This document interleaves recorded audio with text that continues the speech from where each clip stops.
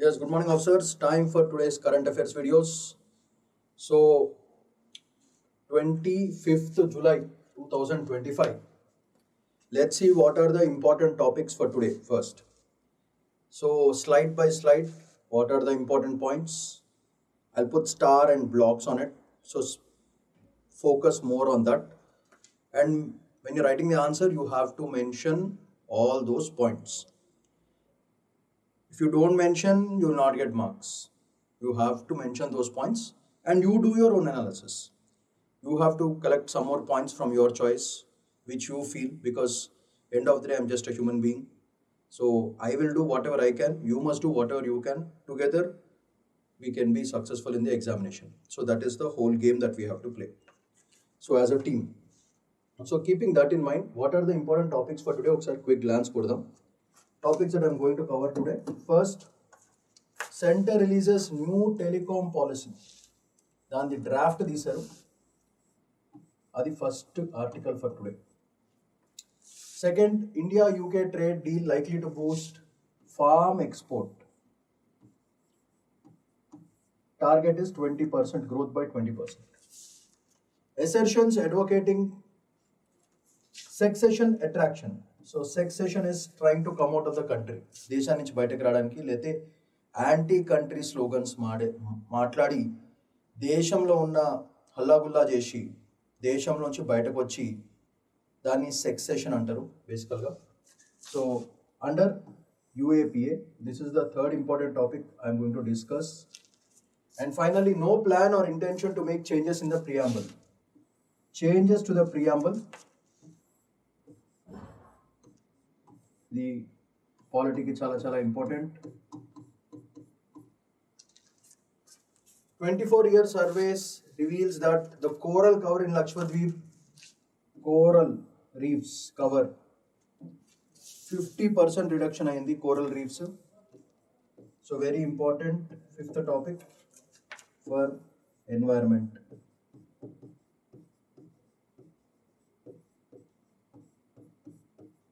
So these are all the topics that I'm going to cover today. First is telecom policy. Second is farm export, India-UK relation.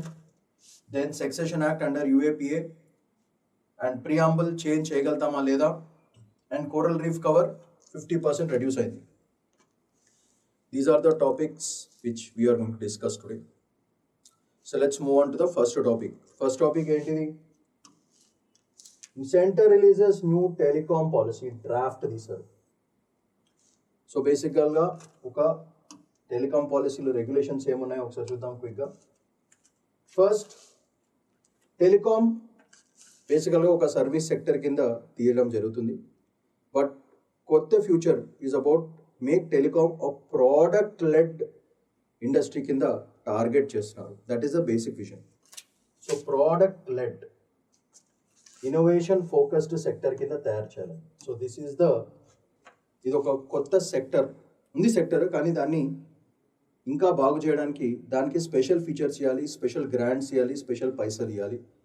ఒక vision పెట్టుకుంటే దాన్ని బట్టి ఒక draft create చేయడం జరుగుతుంది. So this is the target which is a good target. Telecom as a product led innovation focused sector కింద చేయాలి. So ఇది మేజర్ పాయింట్. సో ఇండియాని ఒక టెలికాం ప్రోడక్ట్ నేషన్ కింద తయారు చేయాలనేది సింపుల్ చెప్పాలంటే, టెలికాం ప్రోడక్ట్ నేషన్ కింద తయారు చేయాలంటే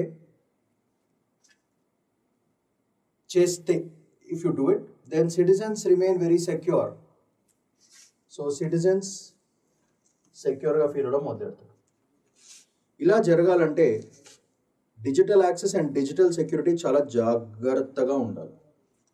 సో ఇది జరగాలంటే secure digital access and inclusive infrastructure, these are necessary. So ఈ పాలసీ, ఈ టార్గెట్ రీచ్ కావాలంటే ఈ రెండు definitely very very important. So ఒకటేమో యాక్సెస్, ఇంకోటేమో ఇన్ఫ్రాస్ట్రక్చర్. ఈ రెండు చాలా చాలా important to achieve this target.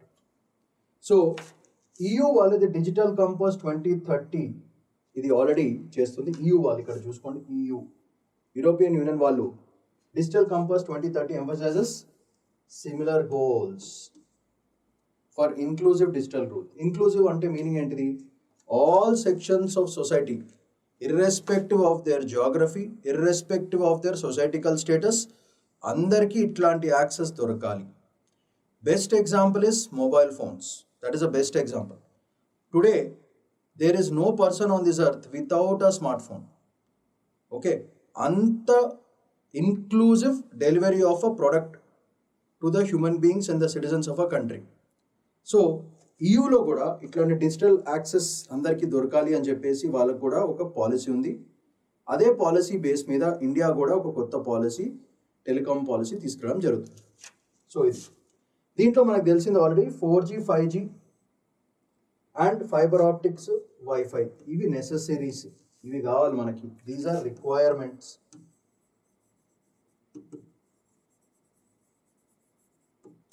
So if you observe, ఇది రిక్వైర్మెంట్స్. టార్గెట్స్ ఏంటిది, స్పెసిఫిక్ టార్గెట్స్ ఏంటిది? 100% 4G తీసుకురావాలని చెప్పేసి, 90% 5G తీసుకురావాలని చెప్పేసి బై 2030. ఇది ఇలా జరగాలంటే టవర్స్ కావాలి. Towers, cell phone access towers, సిగ్నల్స్ని అందజేసే towers. So tower penetration must also increase. So ఈ రెండు 4G 5G టార్గెట్స్ రీచ్ కావాలంటే tower penetration should increase from 48% to 80%. 1 million Wi-Fi hotspots కావాలి మనకి. So these are also another requirements. ఇలాంటి programmes ఇండియాలో లేవా? ఉన్నాయి, కానీ ఇంకా ఇనీషియల్ నేసెంట్ స్టేజెస్లో ఉన్నాయి. ఎగ్జాంపుల్ భారత్ నెట్, ఇది పెద్ద హిట్. పిఎం వాణి, ఇది కూడా పెద్ద హిట్. ఈ రెండు ప్రోగ్రామ్స్ బేసికల్గా ఈ టార్గెట్స్ని అచీవ్ చేయడానికి పనికొచ్చే ప్రోగ్రామ్స్. సో టార్గెట్ ఎలా ఉండాలంటే, ఫైనల్గా మనం ఈ టెలికాం పాలసీ క్రియేట్ చేసిన తర్వాత మనకి ఇన్స్పిరేషన్ ఎవరంటే South Korea. So South Korea achieved near 100% 5G coverage by 2023 itself using public private partnership. So this will be the inspiration for us. South కొరియాలో ఎంత digital access, 100% 5G 5th generation coverage in 2023లోనే చేస్తారు. అంటే మనం ఇంకా వెనకబడి ఉన్నామని క్లియర్గా అర్థమవుతుంది. బట్ సౌత్ కొరియా లాగా ఇండియాలో కూడా, సౌత్ కొరియా అంటే చిన్న కంట్రీ బై, పాపులేషన్ చిన్నది, అందుకే చేశారు. ఇండియాలో అయితే చేయాలంటే it takes time, it takes lot of things. So ఇది చూసుకోవాలి మనము. సో ఈ స్లైడ్లో మనకు పనికొచ్చే పాయింట్స్, టార్గెట్ ఏంటిది ఫస్ట్ పాయింట్. ఈ టార్గెట్ అచీవ్ చేయాలంటే మనకు కావాల్సింది యాక్సెస్, ఇంకా ఇన్ఫ్రాస్ట్రక్చర్, సెకండ్ పాయింట్. ఓకే, ఈ యాక్సెస్ ఇన్ఫ్రా రావాలంటే మనకి tower penetration, 4G 5G wifi ఇవన్నీ కావాలి. సో ఇవి requirements, if you observe this carefully. Okay, ఇది జరగాలంటే భారత్లో కొన్ని ప్రోగ్రామ్ స్టార్ట్ కావాలి. సో ఈ థర్డ్ పాయింట్ నుంచి we can move to this point. From this point PM వాణి అండ్ భారత్ నెట్, ఈ రెండు రావాలి. మనకి ఇన్స్పిరేషన్ ఎవరు? South Korea as an example you can give. So this is the inspiration.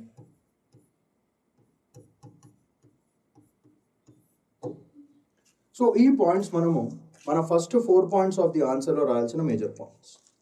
అయితే నెక్స్ట్ స్లైడ్లో ఇంపార్టెంట్ ఏముంది? సో సౌత్ కొరియాని మనం ఇన్స్పిరేషన్ కింద పెట్టుకున్నాం. అది కాకుండా క్లైమేట్ పరంగా కూడా మనకి ఇండియాకి సెట్ గోల్స్ ఉన్నాయి. సో అవి అచీవ్ చేయాలంటే కార్బన్ ఫుట్ ప్రింట్ భయంకరంగా తగ్గించుకోవాలి. So carbon reduction and recycling, ఈ రెండు is the target, another point. So దీనివల్ల 30% reduction in carbon footprint, ఎందుకంటే ఎనర్జీ కావాలి ఇవన్నిటికి. సో ఎనర్జీ ప్రొడక్షన్లో కార్బన్ డైఆక్సైడ్ రిలీజ్ అవుతుంది, మీకు తెలిసిందే. దానివల్ల అండ్ ఈ రీసైక్లింగ్లో reuse of telecom waste materials, ఇదొక టార్గెట్. నెక్స్ట్ మనకి ఎనర్జీ కార్బన్ ఫుట్ ప్రింట్ తగ్గాలంటే రెన్యూబుల్ సోర్స్ ఆఫ్ ఎనర్జీని వాడాలి. So best renewable source of energy ఏంటి? సోలార్ పవర్ టవర్స్ వాడుకుంటే బెటర్. సో ఇది సొల్యూషన్. ఇది గ్రీన్లో పెడతా.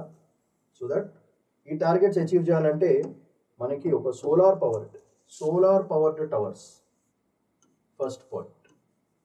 టు అచీవ్ దీస్ టూ, ఈ రెండు జరగాలంటే ఇది వాడాలి. అండ్ కేబుల్స్ వాడేసిన తర్వాత పడేయడం కాదు, దాన్ని మళ్ళీ రీసైకిల్ చేసుకుని రీయూజ్ చేసుకోవాలి. So recycled cables. So these are all the solutions that you have to adapt. So ఇలా ఇంకో కంట్రీ ఎవరైనా చేస్తున్నారా? Yes, they are doing it. Germany is doing it. So మనకి ఇక్కడ ఇన్స్పిరేషన్ ఎవరు? ఈ ఫీల్డ్లో Germany is the inspiration. Green IT policies, eco-friendly recycling in telecom and IT sectors. So this is the inspiration part. So ఈ part, sustainable carbon reduction recycling 30% footprint తగ్గించాలి, waste మెటీరియల్స్ని వాడుకోవాలి. అంటే మనకి సోలార్ పవర్ టవర్స్ కావాలి, కేబుల్స్ని పడేయకుండా మళ్ళీ use చేయాలి. So ఇట్లాంటి ఐడియాని కొత్తదా? లేదు, already Germany is implementing it. So ఇక్కడ మనకి ఇన్స్పిరేషన్ ఎవరు? జర్మనీ మాట.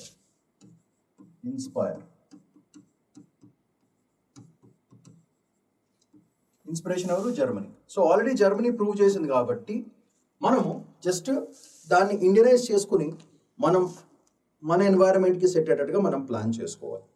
సో ఇందాక స్లైడ్లో చూస్తే మనకి south Korea is the inspiration for achieving all these points which I mention. ఈ 2 పాయింట్స్ మనం అచీవ్ చేసుకోవాలంటే జర్మనీ ఈజ్ అనదర్ ఇన్స్పిరేషన్. మనం ఎప్పుడైనా సరే ప్రపంచ దేశాల నుంచి నేర్చుకోవాలి మంచివి. సో అలా ఏమవుద్దంటే technical know hows will become better. దానివల్ల మనం టెక్నాలజికల్గా చాలా చాలా స్ట్రాంగ్ అవుతాం. సో బేసికల్గా టెక్నాలజీ వాడాలంటే ఎనర్జీ కావాలి. సో ఎవరైతే ఎనర్జీని రెన్యూబుల్ చేసుకుని క్లైమేట్ని ప్రొటెక్ట్ చేసుకుంటారో అట్లాంటి దేశాలు రేస్లో విన్ అవుతాయి. ఇలా జరగాలంటే ఇవన్నీ వాడుకోవాలి అండ్ తొందరగా అడాప్ట్ చేసుకోవాలి, మనం అంటే అలవాటు చేసుకోవాలి. సో పాలసీ అండ్ పాలిటీషియన్స్ వీళ్ళందరూ కూర్చుని ఇట్లాంటి డెడికేటెడ్ పాలసీస్ క్రియేట్ చేసి ఉట్టి పాలసీ క్రియేట్ చేయడం కాకుండా దాని ఇంప్లిమెంటేషన్ లెవెల్స్ కూడా సూపర్గా చేసుకునే పద్ధతులు through governance, through governance and through fantastic education ఇస్తేనే ఇట్లాంటి బ్యూటిఫుల్ థింగ్స్ ఇండియాలో జనరేట్ అవ్వడం జరుగుతుంది. సో దానికి ఒక strong political will is also very much required. So unstable governments వల్ల ఇట్లాంటివన్నీ జరగవు. ఒక stable government is also very much required. So and మనకి ఇప్పుడు ప్రస్తుతానికి ఇది జర్మనీ పరంగా. అయితే ప్రస్తుతానికి ఉన్న భయం ఏంటిది? ఏఐ అందరు జాబుల్ని ఎత్తేస్తుంది, అదో పెద్ద భయం. So threat of AI for threat detection and citizen services. ఇది ఏఐని జాబులు పోవడం గురించి కాకుండా ఏఐని డిటెక్షన్, థ్రెట్ ఏమైనా ఉంటే డిటెక్ట్ చేయడానికి అండ్ సిటిజన్ సర్వీసెస్కి కూడా ఆర్టిఫిషియల్ ఇంటెలిజెన్స్ వాడాలి అని ఒక idea. These are all the draft policies. అంటే డ్రాఫ్ట్లో ఇలా చేస్తే బాగుంటుందని మన వాళ్ళు అందరూ అనుకుంటున్నారు. సో ఎట్లా అనేది చూద్దాం. సో దీంట్లో మనకి ఏఐ ఎట్లా వాడతారు అనేది major point. So AI bots వాడతారు, ఇది ఫస్ట్ వే. టిక్ ఫర్ సైబర్ డిఫెన్స్ వాడుకోవడానికి, హ్యాకింగ్ కాకుండా చూసుకోవడానికి. చాట్ బాట్స్ ఆల్రెడీ మీకు తెలుసు, for complaint redressal for unified portals, ఇది మేజర్ పాయింట్. సో ఏఐని ఎట్లా వాడుకోవాలనుకుంటున్నారు? Using AI bots for cyber security, hacking కాకుండా. అండ్ చాట్ బాట్స్ డైరెక్ట్గా మీకు ఎక్కడైనా రివ్యూ వస్తే చక్ మనం కొట్టేస్తే ఆ డైరెక్ట్గా గ్రీవెన్స్ సెల్కి వెళ్ళిపోతే అక్కడి నుంచి మనకి కావాల్సిన రెస్పాన్స్ ఎట్లయినా ఆన్లైన్ కాబట్టి చేస్తారు. కానీ ఆన్లైన్లో చేయాలంటే మీరు జాగ్రత్తగా ఆలోచిస్తే ఇంటర్నెట్ స్పీడ్ సూపర్గా ఉండాలి, వైఫై ఖతర్నాక్ ఉండాలి. ఇలా ఉండాలంటే 5G టెక్నాలజీ భయంకరంగా లోపలికి రావాలి. ఇలా చేస్తేనే టవర్ పెనిట్రేషన్ కూడా భయంకరంగా ఉండాలి. ఇలా జరిగితేనే tower penetration, wifi, fibre optics ఇవన్నీ వేరే లెవెల్లో తీసుకెళ్తే కానీ ఈ ఏఐ బాట్స్ వర్కింగ్ కూడా తగ్గదు. And artificial intelligence uses a lot of energy వల్ల కార్బన్ ఫుట్ ప్రింట్ పెరుగుతుంది. సో కార్బన్ ఫుట్ ప్రింట్ తగ్గించుకుంటూ ఏఐని వాడుకోవాలి. So that should be the solution. So CERT May integrate real time AI surveillance for telecom threat detection. So this another point you can mention. Already దీనికి inspiration ఎవరు మనకి? If you observe, దీనికి inspiration is Israel. So ఈ threat, cyber security, cyber defence అన్నిటి కూడా మనకి inspiration Israel. AI for critical infrastructure protection under national cyber directorate. So if you answer, ఈ critical ఇన్ఫ్రాస్ట్రక్చర్ని ప్రొటెక్ట్ చేయడానికి Israel is using cyber defence, is using AI bots మాట. సో దీనికి ఈ పార్ట్కి మనకి ఇన్స్పిరేషన్ ఎవరు? ఇజ్రాయెల్. చూసారా? సో మనం వేరే దేశాల నుంచి నేర్చుకోవాల్సిన బ్యూటిఫుల్ పాయింట్స్ ఇవ్వాలి.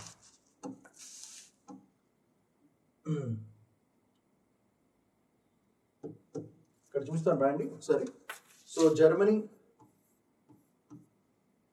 ఇజ్రాయెల్,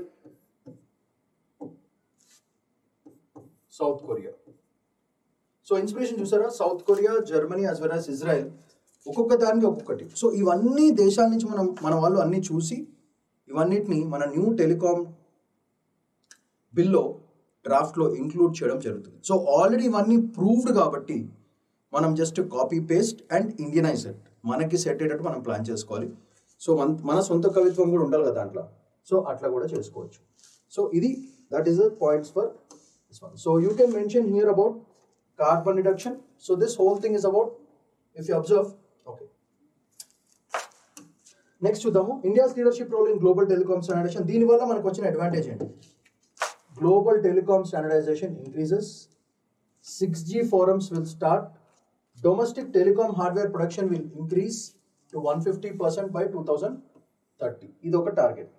దీనివల్ల ఏమవుతుంది? Investments will increase. Investment in indigenous 6G chip production and satellite R&D will also increase.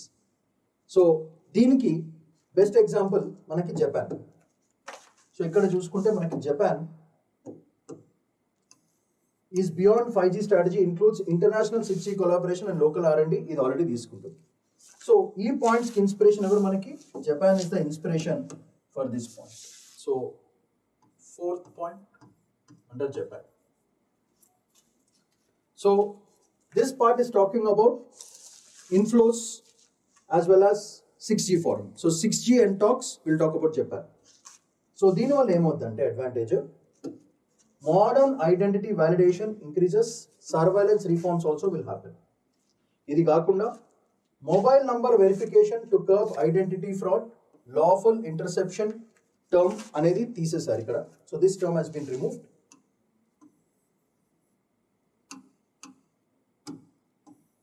Lawful interception అంటే మీరు ఫోన్లో మాట్లాడుతుంటే లా ఎన్ఫోర్స్మెంట్ వాళ్ళు కానీ, పోలీస్ వాళ్ళు కానీ, టెలికాం ఇండస్ట్రీస్ కానీ మీ ఫోన్స్ని బగ్ చేయడం కానీ, హ్యాక్ చేయడం కానీ, వినడం కానీ చేయకూడదు. మామూలుగా ఇట్లాంటి ప్రాసెస్ చేసినప్పుడు ఏమవుతుందంటే రైట్ టు ప్రైవసీ దెబ్బతుంది. సో దీనికి వాళ్ళు ఏమంటారు? ఒక లాఫుల్ ఇంటర్ఫిరెన్స్ అంటారన్నమాట. అంటే ఇది లీగల్గా మనం చేస్తున్నాము అని చెప్పడం మొదలెడతారు. సో ఈ లాఫుల్ ఇంటర్ఫిరెన్స్ వర్డ్ అనేది తీసేసి డైరెక్ట్గా మొబైల్ నంబర్ వెరిఫికేషన్ చేస్తున్నారు. దీనివల్ల ట్రస్ట్ పెరుగుతుంది in mobile based governance and telecom కంప్లైన్స్కి మనకు ట్రస్ట్ భయంకరంగా పెరుగుతుంది. So this a very good thing. So దీన్ని గ్రీన్లో పెడదాం, రెడ్ ఎందుకు.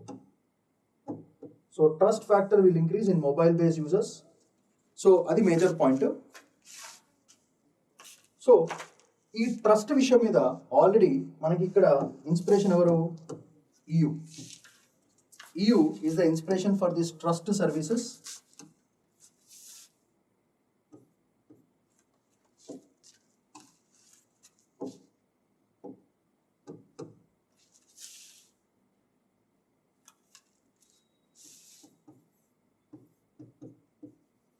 It's called EIDAS. EIDAS. EIDAS ఏంటంటే it is electronic. It's a forum for identification and recognition of trust services మాట. సో ఇది ఒక రెగ్యులేటరీ ఫ్రేమ్వర్క్ ఫండమెంటలీ.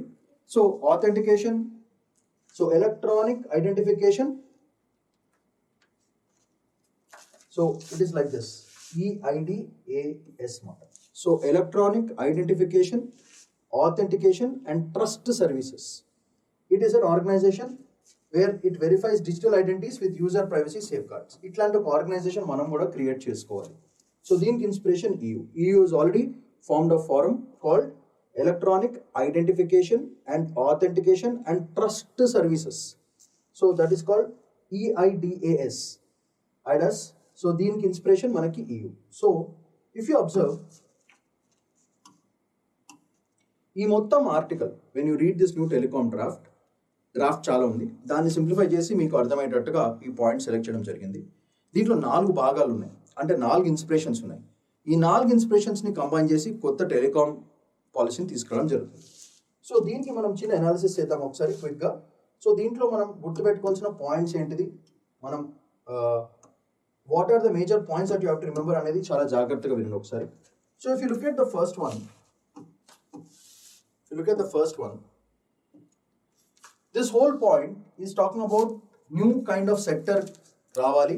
దాంట్లో మనకు కావాల్సింది టార్గెట్ ఏంటిది, యాక్సెస్ ఇన్ఫ్రా కావాలి, దానికి వైఫై 5G అవన్నీ కావాలి, దానికి penetrations of tower and network ఈ రెండు కావాల్సి వస్తుంది. ఓకే, దీనికి మనకి మేజర్గా ఇండియాలో ఆల్రెడీ భారత్ నెట్, పిఎం వాణి ఉన్నాయి. Okay, so if you observe these are all the major targets. This part of the thing is the part 1 of your question. దీనికి ఇన్స్పిరేషన్ ఎవరు, South Korea. So South Korea becomes the inspiration for all these things. Okay, South Korea becomes the inspiration for this part. ఇవన్నీ జనరల్గా మనకు కావాల్సిన requirements, materials ఏం కావాలి, infra ఏం కావాలి. ఫైనల్గా టార్గెట్ ఎవరిని పెట్టుకున్నాం మనం, సౌత్ కొరియా లాగా deep penetration, everyone has digital access. అది ఫస్ట్ పాయింట్, అది ఫస్ట్ మాడ్యూల్ అన్నమాట. దీంట్లో సెకండ్ మాడ్యూల్ చూసుకుంటే మనకి దీంట్లో మనకి ఇన్స్పిరేషన్ ఎవరు, జర్మనీ ఇస్ ద ఇన్స్పిరేషన్. ఇక్కడ it's all about carbon eco friendly policies. దీనికి మనకి ఇన్స్పిరేషన్ ఎవరు, Germany is the inspiration. So this part is all Germany inspired. ఇది part 2 of your answer, all eco management and eco environment. Next threat. This part కి Israel is the mode. So ఇక్కడ this is part 3. This part talks about security మాట. దీనికి inspiration ఎవరు, Israel. Israel is the inspiration. So Israel based. ఇక్కడ Germany, ఇక్కడ south Korea. ఇట్లా తీసుకున్నాం. ఇది కాకుండా next part 6G technologies. This whole part is about 6G. ఇది 4th మాడ్యూల్. దీనికి ఇన్స్పిరేషన్ ఎవరు, Japan. And finally if you observe this, ఈ కొత్త ఐడెంటిటీ, హ్యాకింగ్, గవర్నెన్స్ ఇదంతా కూడా మనకి ఇన్స్పిరేషన్ ఎవరు, EU.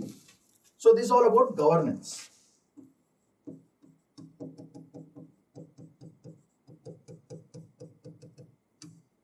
దీనికి ఎవరు మనకి inspiration, EU is the inspiration. So this is the 5th module. So there are 5 modules in this particular policy that we have to observe. జాగ్రత్తగా అబ్జర్వ్ చేసుకున్న పాయింట్స్ ఇవ్వండి. సో దీంట్లో మనం చూడాల్సింది ఏంటంటే ఫస్ట్ సౌత్ కొరియా వాళ్ళ ఇన్స్పిరేషన్స్ ఏంటిది, దాని మనకు కావాల్సిన రిక్వైర్మెంట్స్ ఏంటి, ఫైనల్గా target should be like South Korea. Second దాంట్లో it's all about carbon footprint, eco friendliness. దానికి మనకి Germany is the root cause, Germany is the inspiration. Next AI bots, artificial technology వాడి cyber security, threat and all these security పర్పసెస్గా మనకి Israel అనేది ఒక inspiration కింద తయారవుతుంది. అయితే నెక్స్ట్ 6G ఫారమ్స్లో ఇన్నోవేషన్ టెక్నాలజీ అంటే ఫ్యూచరిస్టిక్, దానికి మనకి జపాన్ ఒక ఇన్స్పిరేషన్ కింద తయారైంది. And finally modern identity, governance పరంగా EU ఆల్రెడీ EIDAS ఇది క్లియర్ అయింది. సో దిస్ ఇస్ ఒకసారి రాస్తాను so that you don't forget. EIDAS ఇది very important. That is electronic identification and authentication and trust services. So ఇది EU based. So చూస్తే మనము already 5 different countries నుంచి మనం కలెక్ట్ చేసుకుని ఒక beautiful new telecom policy which suits ఇండియాని generate చేయడానికి ఈ కొత్త డ్రాఫ్ట్ ఒక కొత్త జనరేషన్కి పనికి వచ్చేటట్టు ప్లాన్ చేయడం జరుగుతుంది. So that is a very very super thing of the government and the governance and the administrators. So దీనికి ఇంకా కొంచెం స్ట్రాంగ్ పొలిటికల్ విల్ ఉంటే it would have been more beautiful. So మనం యూపీఎస్సీ యాంగిల్లో మనం న్యూ టెలికాం పాలసీ మీద ఏమైనా రాయాలంటే these are all the points that you have to definitely mention. Next important topic for today is India UK deal already జరుగుతుంది తెలుసు. దాంట్లో form exports will increase by 20%. That is our expectation. So ఇది బేసికల్గా the crux of this whole article. It's a fact based article. దాంట్లో మనకు కావాల్సిన facts 2 స్లైడ్లో పెట్టాను. అవి ఒకసారి చూసుకోండి. అండర్లైన్ చేస్తా, స్టార్ పెడతా, మస్త్, that is more than sufficient. ఎందుకంటే ఆల్రెడీ ఇండియా యూకే డీల్ మీద ఫుల్గా అనాలిసిస్ చేసి వీడియో ఆల్రెడీ పెట్టడం జరిగింది. అది చూడండి. అది చూసిన తర్వాత you watch this also, so that you know what are the facts apart from the general facts that you write, what are the statistics that you have to remember. So on that basis, this article is very important. So let's have a glance at what are the points that you have to definitely mention. So the target is 20% rise in Indian farm exports to the UK expected in 3 years. This is the first point. Enduku jarigindi? Why did this happen? Because UK has reduced the tariff and taxes on exports from 12% to 3%. And మీకు గుర్తుపెట్టుకొని UK ఉత్తనే చేయరు, ఏదో expect చేస్తున్నారు వాళ్ళు. అది dynamics. Tariffs 12% became 3% for Indian agri exports. ఇది second major point. So massive growth opportunity for A Indian exporters, for which చాలా varieties ఉంటాయి కదా, దాంట్లో మనకి రైస్, స్పైసెస్ అండ్ మెరీన్ ప్రొడక్ట్స్కి బాగా స్కోప్ ఉంటుంది to send them to UK. ఎందుకంటే tariff తక్కువ ఉంది. సో తక్కువ కాస్ట్కి అక్కడ పంపించి ఎక్కువ కాస్ట్ మనం తీసుకోవచ్చు. ఎందుకంటే consumption patterns in UK are higher for rice, spices and marine products. Import value ఎంత ఉంది చూడండి, 37.52 billion in agri goods globally, but only 811 million from India. So this is a bad situation. అంటే India నుంచి వాళ్ళు తీసుకున్నది ఇప్పటికే చాలా తీసుకున్నారు, కానీ ఎక్స్పోర్ట్ పరంగా, బిజినెస్ పరంగా ఇట్ ఈస్ అన్టాప్డ్, ఇంకా దాన్ని టచ్ చేయలేదు. 92% of UK imports come from India to face reduced or zero tariffs. So this a very good point. కానీ ఇప్పుడు కూడా మన దగ్గర నుంచి తీసుకుంటున్నారంటే అర్థం చేసుకోండి. 99% of tariff lines in processed food reduced mainly to zero. So process food మీద కూడా మనకు టారిఫ్స్ లేదు. ఇవి ప్రైస్ కాంపిటేటివ్ అయిపోయినాయి ఇన్ యూకే మార్కెట్స్, ఎందుకంటే మన ప్రోడక్ట్స్ యూకేలో భయంకరమైన తక్కువ కాస్ట్కి దొరుకుతున్నాయి. దానివల్ల price competition has increased with respect to other guys who are present in UK market. అంటే ఫర్ ఎగ్జాంపుల్ జర్మనీ వాడు ఒక షాప్ పెట్టి ఈ ఫుడ్ ప్రొడక్ట్ 100 pounds కమ్ముతున్నాడు అనుకోండి, ఫర్ ఎగ్జాంపుల్ 10 pounds కమ్ముతున్నాడు అనుకో. ఇండియన్ ప్రొడక్ట్ వాళ్ళు అక్కడ 3 pounds కో 4 pounds కో అమ్మేస్తున్నారు, same product with better quality. దానివల్ల మిగతా కంట్రీస్ ఇంపోర్ట్స్ ఏవైతే ఉన్నాయో టు ది యూకే, వాళ్ళు ఈ ప్రైస్ కాంపిటేటివ్నెస్ వల్ల ఇండియన్ ప్రొడక్ట్స్కి భయపడుతున్నారు. అది హైలైట్ పాయింట్. దానివల్ల Indian ready to eat meals భయంకరంగా పెరిగినాయి, స్నాక్స్ పెరిగినాయి. ఇవన్నీ గ్రీన్లో పెడదాం.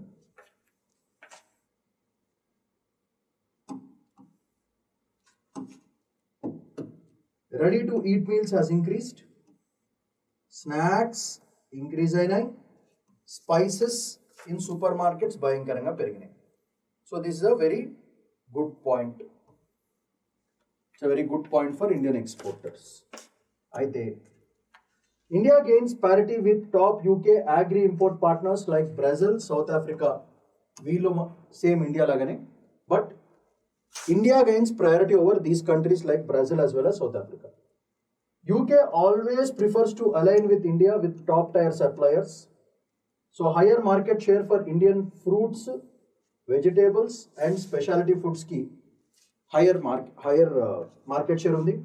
Indian grapes ki picha market undi and mangoes ki compared to Latin American rivals. So this is a very good point. Dani valla engineering ki, textiles, chemicals, auto parts కూడా మంచి demand ఉంది అక్కడ. So increased UK access and demand for Indian industrial products has increased a lot. So దీనివల్ల overall advantage ఏంటి? సరే మనం పంపిస్తున్నాం అంటే ఇండియాకి డబ్బులు వస్తాయి.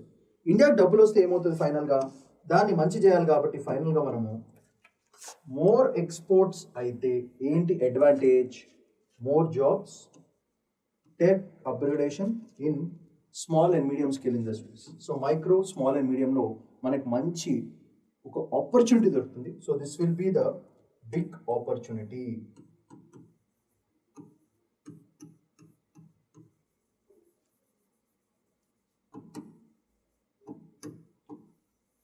ఇది ఆపర్చునిటీ. మోర్ ఎక్స్పోర్ట్స్ అయితే మనకు జాబ్స్ ఎక్కువ అవుతాయి, టెక్నాలజీ అప్గ్రేడేషన్ జరుగుతుంది, especially in micro, small and medium enterprises.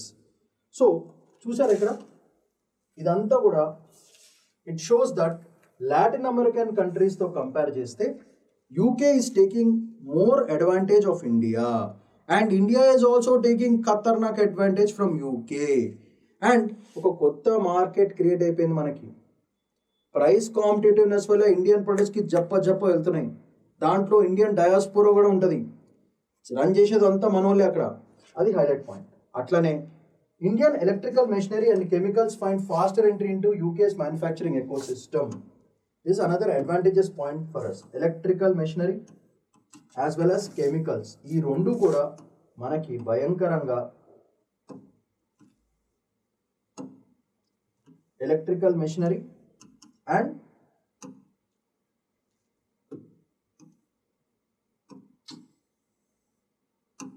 Chemicals, ఈ రెండు కూడా బాగా మనకి ఎంట్రీ దొరుకుతుంది ఇన్ యూకే. ఇది మనం మర్చిపోకూడదు. ఇది కాకుండా India shields sensitive sectors like, ఇది మాత్రం మనము వాళ్ళకి ఇవ్వడానికి అడగలేము. ఇప్పటికే చాలా దొబ్బేశారు, ఇంకేం దొబ్బుతారండి. Dairy no, apples no, edible oils no from UK competition. So ఇది very important. So no tariff cuts on key staples, safeguards ఫార్మర్స్కి బెనిఫిట్ అవుతుంది. ఫైనల్గా farmers will be benefited because major products like these things are not shields. దీనివల్ల advantage ఎవరికి? ఫార్మర్స్కి మంచిది, rural లైవ్లీహుడ్కి మంచిది and maintains food security. మొన్ననే ఒక వీడియో చెప్పాను క్లియర్గా, మన బేసిక్ సెక్టర్ని ఎప్పుడు కూడా వేరే వాళ్ళకి అంటించకూడదు. మన బేసిక్ సెక్టర్ని మనం కాపాడుకుంటూ మిగతా సెక్టర్స్లో గలటా చేసుకోండి, తప్పులేదు. Agriculture, dairy, these are basic industries. దాన్ని వేరే ప్రొడక్ట్స్ మన మార్కెట్లోకి ఫ్లష్ చేయకూడదు. అలా ఫ్లష్ చేస్తే మన రైతులు దెబ్బతింటారు, రూరల్ లైవ్లీహుడ్ దెబ్బతింటుంది. So the basic things are shielded by the Indian government by not allowing the UK imports to flush into India. UK products, especially in dairy, apples as well as edible oils, అట్లాంటివి basic సెక్టర్లో ఉన్నవన్నీ కూడా UK products ఏవి కూడా India import చేసుకోదు to protect the farmers and the rural livelihood. So best example for this is, ఇది example మీరు ఇవ్వండి ఇక్కడ. Himachal and Jammu Kashmir apple growers are protected from cheaper UK imports. So ఇది ప్రొటెక్ట్ అన్నమాట. So this you can cite as an example for this.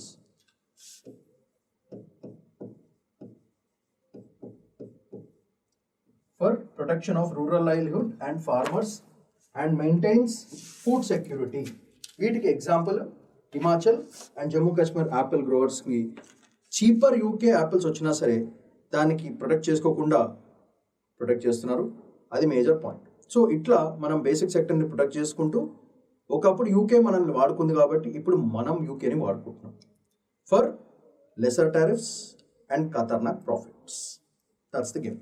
The next important topic for today is assertions advocating secession, అంటే బయటకు వచ్చడం, anti India slogans saying that we don't want to be a part of India. అట్లాంటి situations, that is called secession. Okay, attract UAPA sections rules high court. So secession అంటే చెప్పాను కదా, ఇండియాకి యాంటీగా మాట్లాడి violence insight చేసి ఇండియా నుంచి మనం వెళ్ళిపోతే మన బతుకులు బాగుపడతాయి అన్న కాన్సెప్ట్లు ఉన్న వాళ్ళు, ఇండియాని విడగొడదాం అనుకున్న వాళ్ళు, ఇలాంటి వాళ్ళని సెక్సెషనిస్ట్ అంటారు. First point.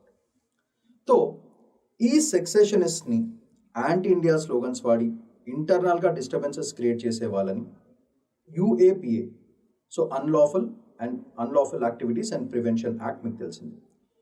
ఈ యాక్ట్ కింద వీళ్ళని పనిష్ చేసే అథారిటీ కోర్టుకి ఉంది. First point.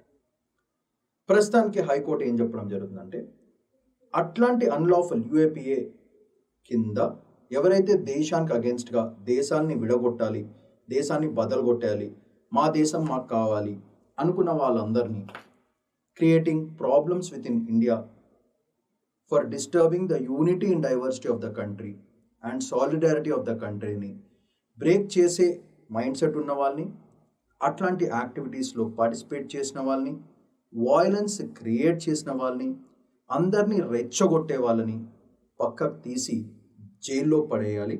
Up to 7 years imprisonment వాళ్ళకి. According to the act, the law is also like that.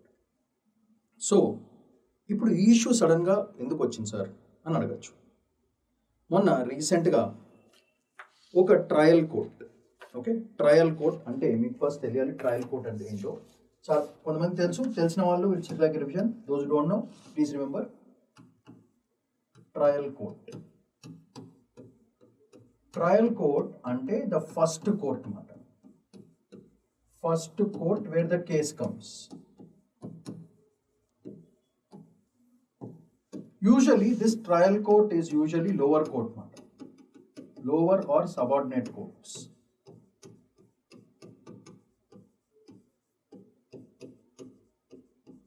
ఇది యూజువల్గా ఒక డిస్ట్రిక్ట్ లేదంటే ఒక సిటీకి సంబంధించి ఉంటుంది. సో దీనికి ఒక జడ్జ్, అడ్వకేట్, అప్పుడప్పుడు మ్యాజిస్ట్రేట్స్ కూడా వస్తూ ఉంటారు. సో వీళ్ళు ఉంటారు అన్నమాట ట్రయల్ కోర్ట్స్లో. So trial court is basically lower court or subordinate court. So అయితే జమ్మూ కాశ్మీర్లో ఒక చిన్న ఇష్యూ జరిగింది in reasons of, if you look at the reasons, Baramulla, Bandipora and Kupwara. So దీంట్లో మనం జాగ్రత్తగా చూసుకుంటే బారాములా, బండిపోరా అండ్ కుప్వారా డిస్ట్రిక్ట్స్లో వాయిలెన్స్ ఇన్సర్ట్ చేయడం జరిగింది, saying that Jammu Kashmir should not be a part of India, మనం సపరేట్ అయిపోవాలి, ఇండియాతో ఉండకూడదని రెచ్చగొట్టి వాయిలెన్స్ ఇన్సర్ట్ చేయడం జరిగింది ఈ రీజన్స్లో. సో వాళ్ళందరినీ పట్టుకుని జైల్లో పెట్టడం జరిగింది. జైలు అంటే పోలీస్ స్టేషన్లో కేసు ఫైల్ చేయడం జరిగింది. సో డైరెక్ట్గా పోలీస్ స్టేషన్లో జైల్లో పెట్టలేరు కాబట్టి దాని ముందు ప్రాసెస్ కోర్టుకి వెళ్ళాలి. సో కోర్ట్ ఏంటిది? Such kind of court where the case first goes into, that is called a trial court. So trial court is a very lower court or a subordinate court. దీంట్లో ఈ trial కోర్ట్స్లో అప్పుడప్పుడు ఈ judges, they are called special judges.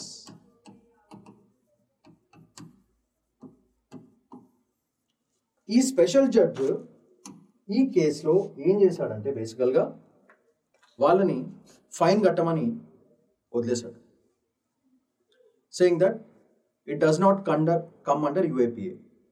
ఈ కేసుని వాళ్ళు మళ్ళీ రీపీల్ చేసి హైకోర్టులో తీసుకెళ్లారు. హైకోర్టులో ఏమన్నారంటే ఎవడా తిక్కలోడు అట్లా చేసిండు, it is very erroneous, it is non sensible. How can అంటే చాలా దారుణంగా లాని ఆ స్పెషల్ జడ్జి వాడాడు అని చెప్పి హైకోర్టు డెసిషన్ ఇవ్వడం జరిగింది. లాని ఇంత గలీజ్గా వాడకూడదు అని చెప్పి మళ్ళీ ఎవరినైతే పంపించేశారో those who incited the violence వాళ్ళందరినీ మళ్ళీ పిలిపించి వాళ్ళకి 7 years ఇంప్రెజన్మెంట్ అయ్యే ఛాన్సులు కూడా ఉన్నాయని చెప్పడం జరుగుతుంది. And they will be imprisoned. It is not just ఒక ఫైన్ పేజెస్ వెళ్ళిపోవడం కాదు, అట్లా దేశానికి యాంటీగా ఇన్సైట్ చేసిన వాళ్ళందరికీ కూడా under UAPA act they must be punished అని హైకోర్టు ఆ లోవర్ కోర్ట్ ఇచ్చిన జడ్జిమెంట్ని తిరస్కరించి మళ్ళీ ఫ్రెష్గా వీళ్ళందరికీ పనిష్మెంట్ ఇవ్వడం జరిగింది. ఇది story line. Okay, so every trial కోర్ట్లో అట్లాంటివి జరిగినప్పుడు the high court shows the power to reject the judgment of a lower court. This comes under jurisdiction of the judiciary, jurisdiction of the high court and judicial reviews లో కూడా ఇవి చాలా చాలా useful. So this case fundamentally talks about how high court has suspended the decision of a trial court which is a lower court or a subordinate court under the trial court ఇచ్చింది ఒక special judge has suspended them. వాళ్ళందరినీ పంపించేశారు.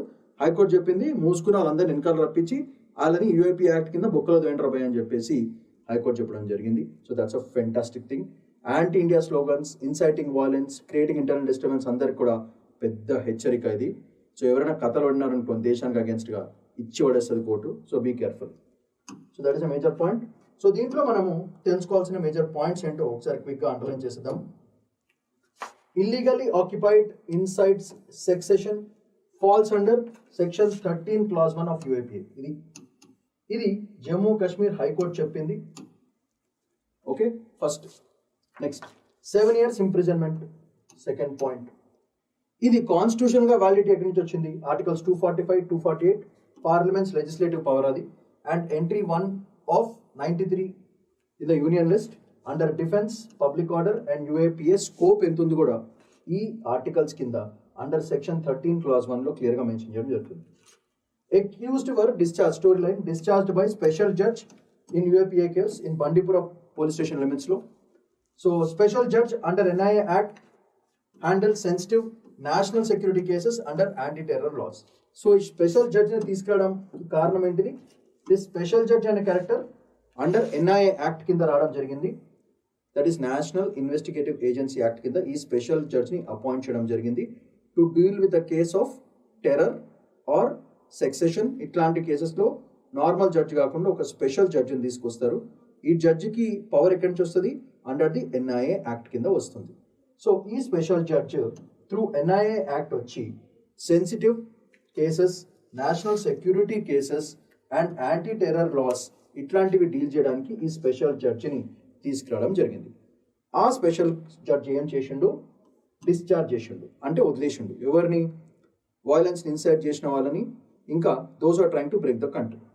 So Justice Sanjeev Kumar and Sanjay Parihar high court వాళ్ళు ఏమన్నారంటే ఈ discharge term perverse అంటే పిచ్చి, అంటే తెలివి లేకుండా చేయడం, due to non application of mind, బుర్ర లేకుండా ఇట్లాంటి డెసిషన్ ఎట్లా తీసుకున్నాడు, అండ్ లీగల్ ఎర్రర్స్ కూడా ఉన్నాయి అని క్లియర్గా వీళ్ళు హైకోర్టు వీళ్ళు ఈ స్పెషల్ జడ్జిని ఇన్ని బండబూతులు తిట్టారు. అరే పిచ్చోడా, perverse, non application of mind, బుర్ర వాడలేదా, అండ్ లీగల్ ఎర్రర్స్ మస్తున్నాయి అని చెప్పి ఈ స్పెషల్ జడ్జి చెప్పినవన్నీ కూడా రివర్స్ కొటేషన్ అనమాట by justices Sanjeev Kumar and Sanjay Parihar. So high court ordered restoration of charge sheet మళ్ళీ తీసుకురండి అండ్ ట్రయల్ని కూడా కంటిన్యూ చేయండి అని చెప్పడం జరిగింది. So this is what happened. So reverse.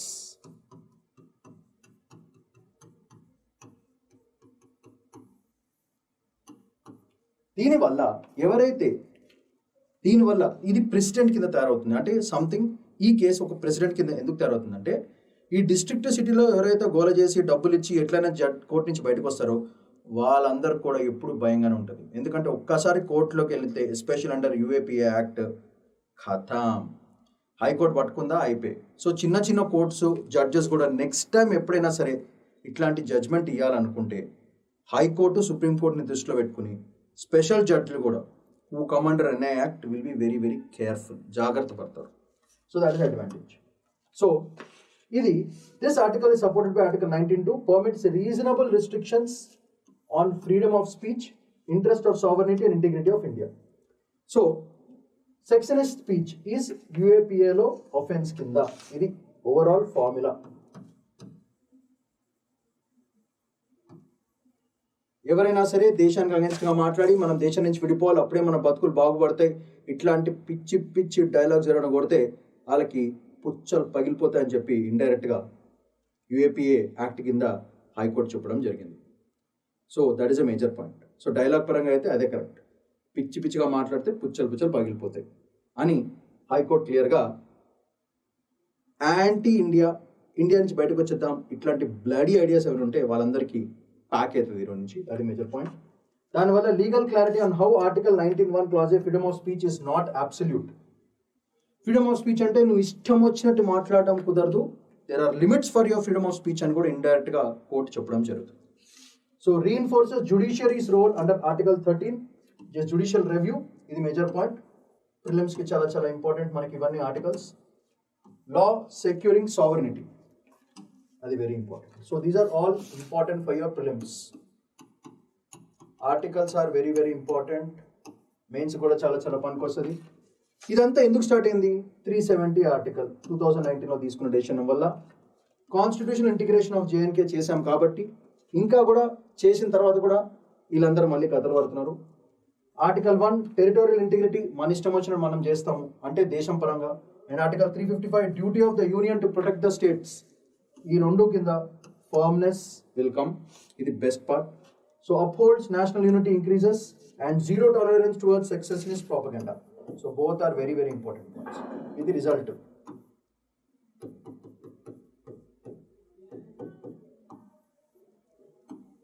Prelims కి చాలా చాలా ఇంపార్టెంట్ ఇవన్నీ కూడా. సో దీంట్లో మనకు మేజర్గా గుర్తుపెట్టుకోవాల్సిన పాయింట్స్ ఇది. Secession speech is equal to UAPA offense. So పిచ్చి పిచ్చి పుచ్చ పుచ్చ ఖతం. Legal clarity, sovereignty, 370 article, article 1, article 355, national unity as well as zero tolerance towards secessionist propaganda. ఎవరైనా సరే పిచ్చి పిచ్చిగా ప్రాపగండా చేస్తే వాళ్ళకి ఖతం అని డైరెక్ట్గా చెప్పడం జరుగుతుంది. సో మనం ఈ ఆర్టికల్లోంచి బేసికల్గా నేర్చుకోవాల్సిన పాయింట్స్ ఏంటంటే, ట్రయల్ కోర్టులో ఏమైనా పిచ్చి పిచ్చి డెసిషన్స్ తీసుకుంటే హైకోర్టు అట్లాంటి కేసెస్ తీసుకుని మళ్ళీ they can reverse the judgment and reverse the punishment also. దీనివల్ల next time the future is, ఇది ఒక మంచి ప్రిసిడెంట్ లాగా తయారవుతుంది. అంటే ఈ కేసు తర్వాత నెక్స్ట్ టైం ఎవరైనా లోవర్ కోర్ట్స్ వాళ్ళు జాగ్రత్తగా డెసిషన్ ఇవ్వడం మొదలెడుతుంది, especially on things of national integrity and sensitive issues of the కంట్రీలో జాగ్రత్తగా డెసిషన్ తీసుకోవడానికి ఒక మంచి స్కోప్ ఇది. ఎందుకంటే హైకోర్టు ఇది పట్టించుకోలేదంటే ట్రయల్ కోర్ట్స్లో, సిటీస్లో, డిస్ట్రిక్ట్స్లో ఇట్లాంటి వాళ్ళని వదిలేస్తారు. దానివల్ల అట్లాంటి ఎవరైతే యాంటీ ఇండియా ఉన్నారో ఇట్లాంటి వాళ్ళు జనం పెరిగిపోతారు. అదొక పెద్ద సెక్సెషనిస్ట్ గ్రూప్లా తయారై ఫైనల్గా మన స్టేట్స్ని వాళ్ళు ఇండియా నుంచి సపరేట్ చేసే ఛాన్స్ ఉంటుంది.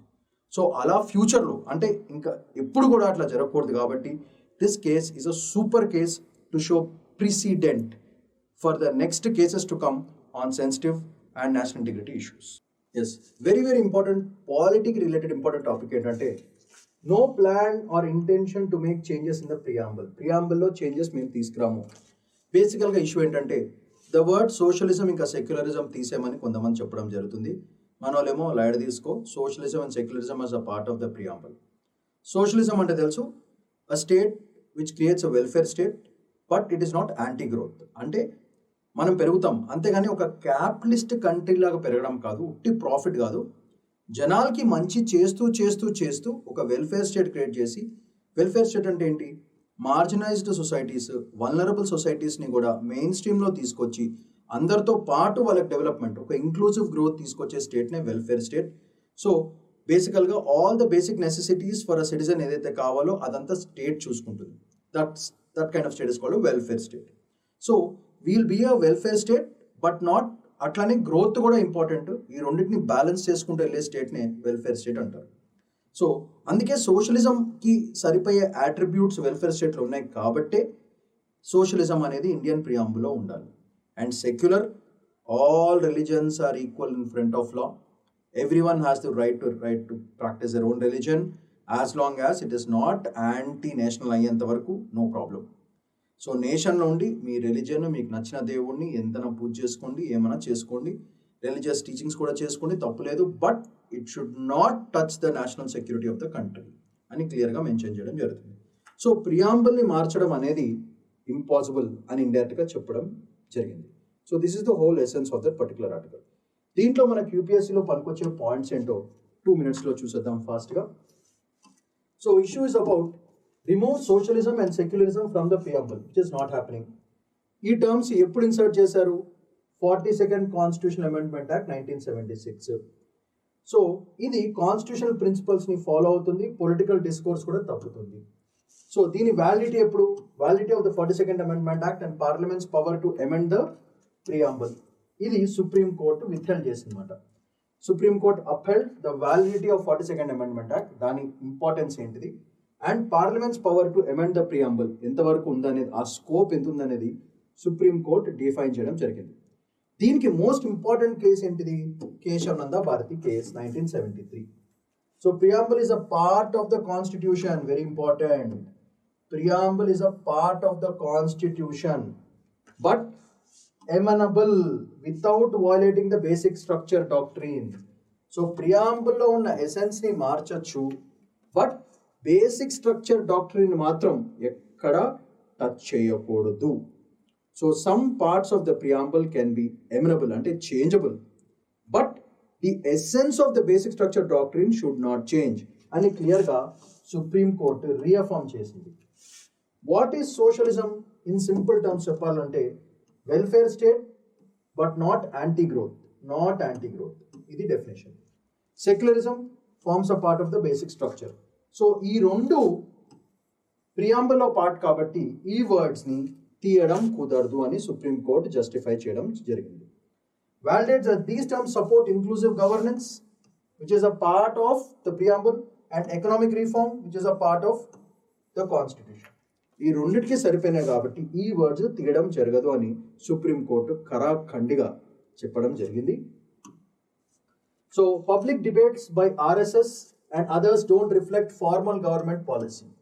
సో ఆర్ఎస్ఎస్ వాళ్ళు ఏదో అన్నారని చెప్పేసి మేము కాన్స్టిట్యూషన్ ప్రియాంబుల్ని ఇట్లాంటివన్నీ మార్చడం జరగదు, because RSS is not a formal government అని క్లియర్గా చెప్పడం జరిగింది. సో ఫార్మల్ గవర్నమెంట్ లేదు కాబట్టి we don't give a damn అని క్లియర్గా చెప్పింది. Freedom of expression article 91 clause ఏలో does not equate to government intent. So freedom of expression by RSS express చేశారు, that does not mean you have to follow it because you are not a formal government, అసలు తీసుకోవాల్సిన అవసరం కూడా లేదు అని supreme court చెప్పడం జరిగింది. RSS leader and JP Jagdeep Dhankar called the terms sacrosanct but changeable. Government disagrees officially. ఇది జరిగింది అక్కడ. So it is right now a racha between RSS and BJP government. So any preamble amendment needs broad consensus and legal scrutiny కావాలి అని క్లియర్గా supreme court చెప్పడం జరిగింది వీళ్ళకి. So requires article 368. This is the most important point for your prelims.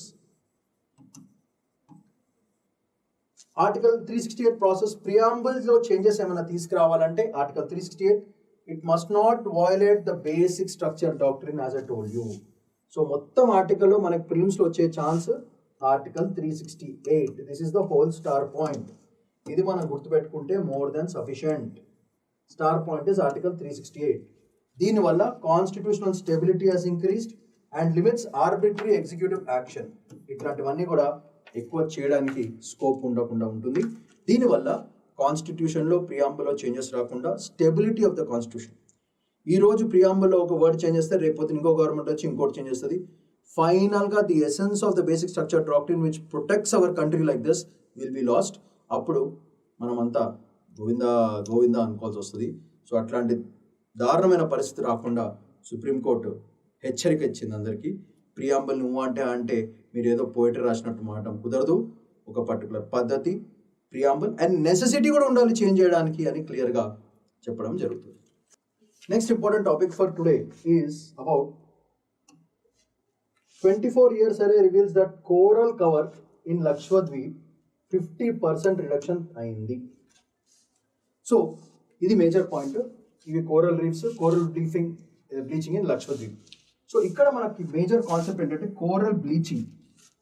మీకు తెలుసు bleaching అంటే బేసికల్గా ఎందుకు బ్లీచ్ చేస్తారు, ఏమైనా మరకలు గిరకలు పడినప్పుడు దాన్ని పోగొట్టడానికి. అది మీకు నార్మల్గా బ్లీచ్ అంటే తెలుసు. మరకలు ఏమైనా ఉంటే బ్లీచ్ వాడేసి మనం ఇళ్ళలో వాడతాం బ్లీచింగ్. సో కోరల్ బ్లీచింగ్ అంటే ఏంటంటే కోరల్స్ వాటి కలర్ పోయి వైట్గా అయిపోతాయి. That is called coral bleaching. ఇది ఎందుకు జరుగుతుంది? ఇట్ హ్యాపెన్స్ బికాస్ కోరల్స్ మీద there is an algae.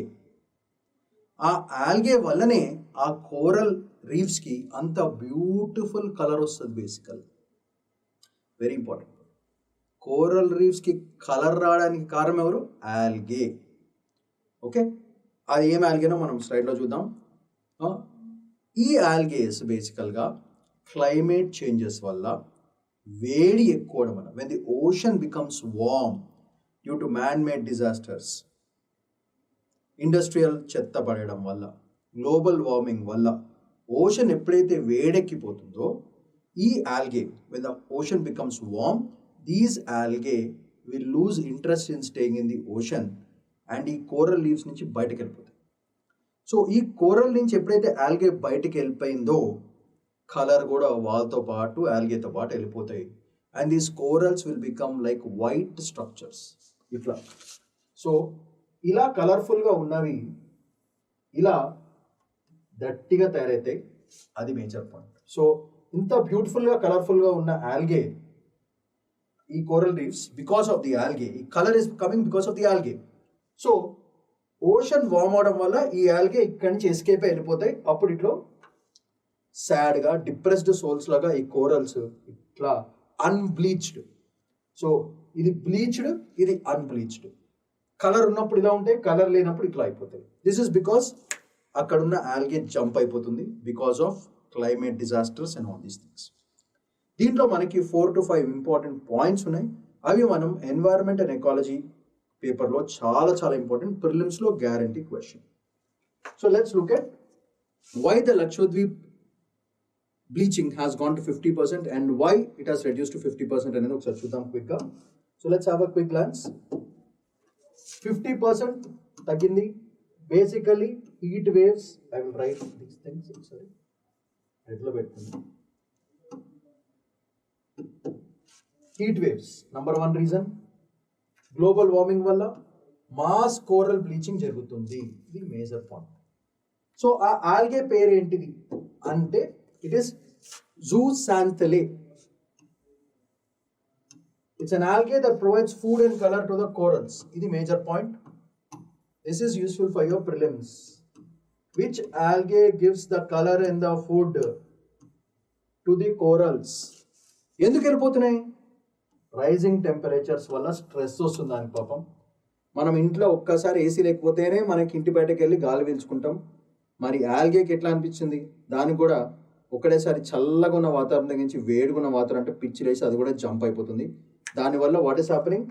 Coral bleaching is happening. And coral bleaching అవ్వడం వల్ల ఆల్గే బయటికి వెళ్ళిపోతుంది. ఆల్గేకి food, algae that provides food and color to the coral reefs is because of this algae. Coral reefs ki food ever provide చేస్తున్నారు? algae. algae వెళ్ళిపోతుంది. algae వెళ్ళిపోతే colour పోయే, food పోయే, ఇంకేముంటుంది? అవి చచ్చిపోతాయి. ఖతం. So 2010-2024 marine heat waves led to extensive bleaching in Kavratti and Agatti regions of Kerala. Very, very important. So Lakshadweep. So Lakshadweep situation is a part of 2023-2025 global coral bleaching event impacting 84% of, not just in Lakshadweep, overall global ga kuda 84% తగ్గిపోయింది. Sea surface temperature SST reasons are, ఇది major గా మనం గుర్తుపెట్టుకోవాల్సింది. Points we have to remember is SST అంటే sea surface temperature, ఇది rise, ఇది first major reason. Second major reason is acidification. Second major reason.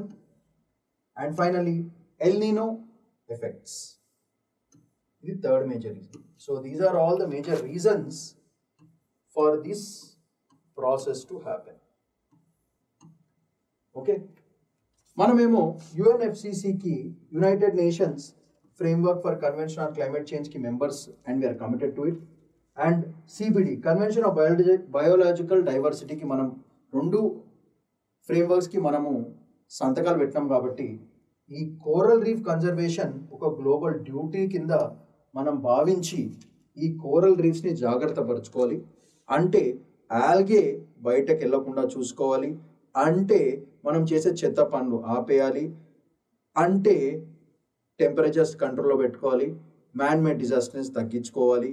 Climate change ఎక్కువ కాకుండా protect చేసుకోవాలి. And we should better the environment. ఇలా చేస్తేనే మనం commitment ఇచ్చిన ఈ ఫ్రేమ్వర్క్స్ని ఒక డ్యూటీ లాగా భావించి చేసుకుంటే బాగుంటుంది అని బేసికల్గా ఆర్టికల్ చెప్పడం జరుగుతుంది. దీంట్లో చూసారా ఎంత బ్యూటిఫుల్ ఉందో, such a beautiful thing. And ఇది మెల్లగా బ్లీచింగ్ అయిపోతే ఇట్లా అయిపోతాయి. అక్కడ గిషులు కూడా తిరగవు, బిస్కెట్ అయిపోతుంది మొత్తం అంతా. మనకు పనికొచ్చే ఆర్గనైజేషన్స్ ఏంటి అనేది చాలా ఇంపార్టెంట్. దీంట్లో first ZSI zoological survey of India number 1, NIOT national institute of ocean technology number 2. So ఈ 2 ఆర్గనైజేషన్స్ రీసెర్చ్ చేయడం జరుగుతుంది.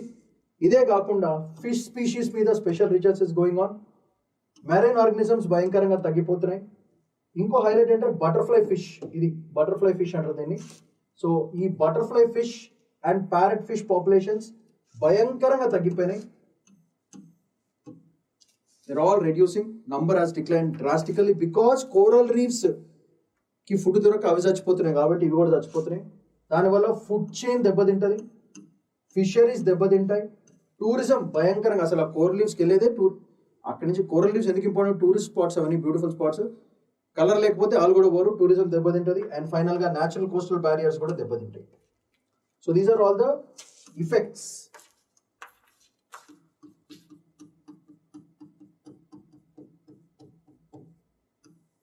These are all the effects. Food chains ఫట్, ఫిషరీస్ ఫట్, టూరిజం ఫట్, కోస్టల్ బ్యారియర్స్ ఫట్, ఆల్ ఫట్ అయిపోతాయి. దీనివల్ల మనకు తెలిసిందే హీట్ స్ట్రెస్ ఒకటి. మనం మానిటరింగ్ స్టేషన్స్ పెట్టాలి హీట్ స్ట్రెస్ని మానిటర్ చేయడానికి.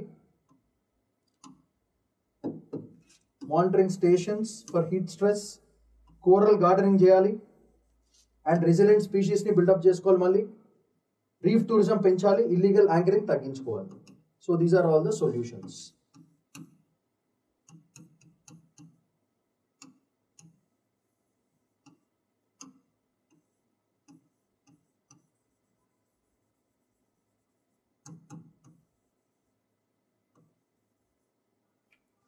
Ila, these are the examples you can mention.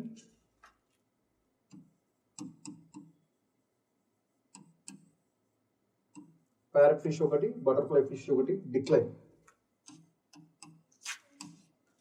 And ఫైనల్గా ఒకసారి చూడండి, ఇట్లా అయిపోతే గలీజ్గా చెత్తకుండిలాగా తయారవుతుంది ఫైనల్గా కోరల్ రీఫ్స్. సో ఇది కాన్స్టిట్యూషన్ వ్యాలిడిటీ ఏంటి దీని కింద, అది ఇంపార్టెంట్. మనకి ప్రిలిమ్స్ అడిగే ఛాన్స్ ఉంటుంది. Article 48A state to protect and improve environment. 51AG fundamental duty of citizens to protect natural resources. Second point coral reef health metrics in India, blue economy policy కింద మనకు చాలా చాలా important ఇది. Why this coral reefs are very important. ఒకసారి just mention the articles. మీరు జాగ్రత్తగా just have a glance at this. 48A state environment, 51G fundamental duty natural resources, coral reef health metrics ఒకటి తీసుకురావాలి. దీనివల్ల మన బ్లూ ఎకానమీ పాలసీ ఇంక్రీజ్ అవుతుంది. So this very important. Next, reef conservation is very important for us. So reef conservation strategies in national climate adaptation framework, very important solution. These are all duties. And community based reef management in Lakshadweep తీసుకురావాలి and Andaman రెండిట్లో. దానివల్ల marine diversity పెరుగుతుంది, sustainable fishing పెరుగుతుంది, మన disaster resilience. ఈ coral reefs are very important for disaster management against tsunamis and సైక్లోన్స్కి చాలా చాలా ఇంపార్టెంట్. అండ్ దీనివల్ల ఒక కోరల్ ట్రయాంగిల్ ఇనిషియేటివ్, దీనికి ఇన్స్పిరేషన్ ఎవరు? ఇండోనేషియా కోరల్ ట్రయాంగిల్ ఇన్స్పిరేషన్ కింద తీసుకుని మనం కూడా ఇండియా కూడా ఏదో ఒకటి చేస్తే బాగుంటుందని బేసికల్గా ఫీలింగ్. సో దీన్ని మనం Indonesia's coral triangle initiative has shown positive community led outcomes. So this is one star example that we have to remember. మనం ఇండోనేషియా దగ్గర నేర్చుకోవాల్సింది కోరల్ ట్రయాంగిల్.